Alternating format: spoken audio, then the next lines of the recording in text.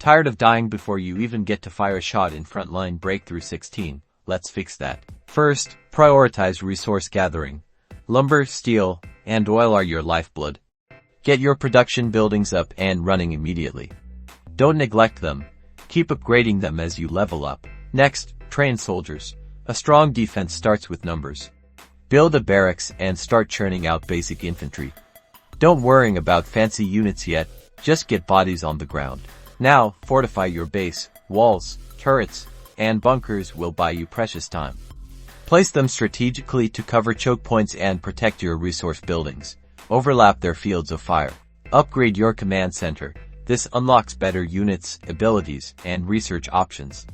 A higher-level command center is essential for long-term survival. Research, research, research. Focus on technologies that improve troop health, damage, and resource gathering.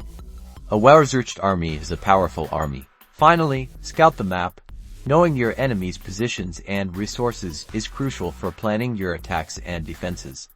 Use fast-moving units to explore and gather intel. Follow these tips, and you'll be dominating the front line in no time.